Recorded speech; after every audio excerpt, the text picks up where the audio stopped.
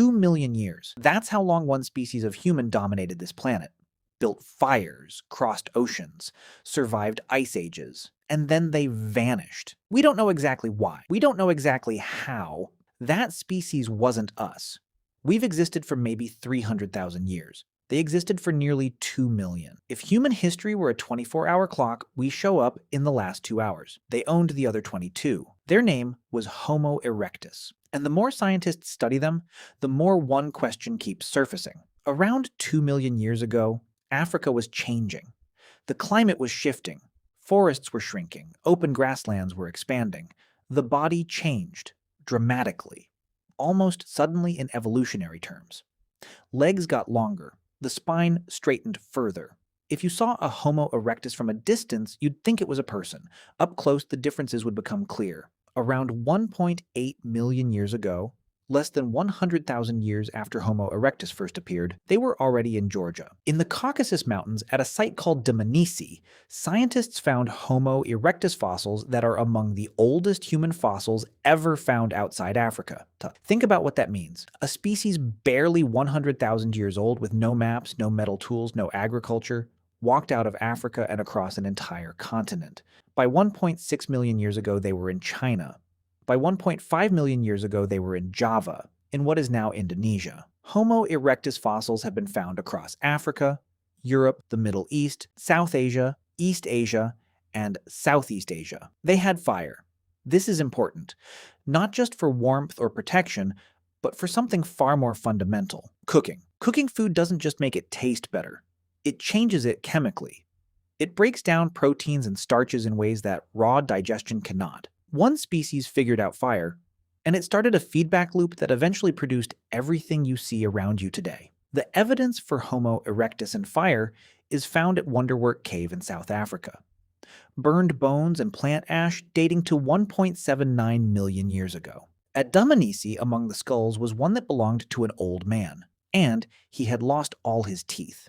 Every single one. Without teeth, survival on raw food is basically impossible. But this individual survived for years after losing his teeth. Someone fed him. Someone in that group 1.8 million years ago looked at a toothless old man who could no longer feed himself and decided to keep feeding him anyway. Not because it was logical, not because he was useful, but because they chose to. That toothless skull from Dmanisi is one of the earliest pieces of evidence for social care, for compassion, in the entire human fossil record. They were not just survivors. They were, in some sense, human. So why did they disappear? This is the question.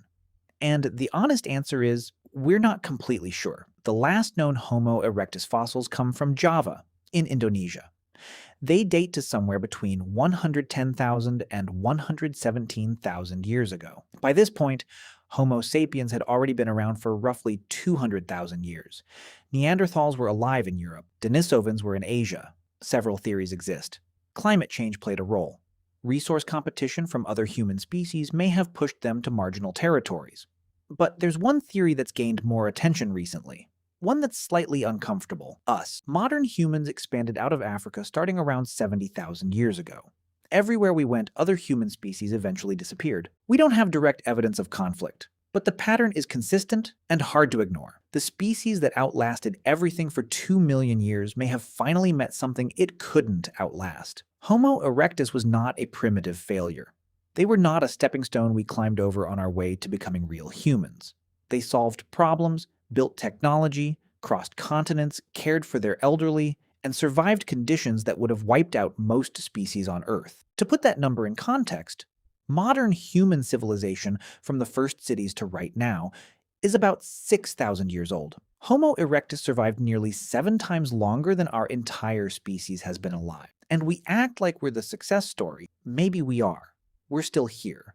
We built the internet and the space station and everything in between, but there's a version of this story where Homo erectus is the main character, and we're just the species that showed up at the end and changed the ending. 2 million years ago, a new human species emerges in Africa. 1.8 million years ago, already in Georgia. 1 million years ago, across 3 continents. 117,000 years ago, the last of them dies on an island in Indonesia. And somewhere in that vast stretch of time, a group of them fed a toothless old man who couldn't feed himself. In the middle of a world that had no mercy, they chose to have some. You exist today because of a long chain of species that survived when they had every reason not to. Homo erectus was the longest link in that chain, tougher than us, more enduring than us, gone before we ever got the chance to meet them. 2 million years of survival, and we don't even know their name for themselves. Think about that. If this hit different, you know what to do. No pressure.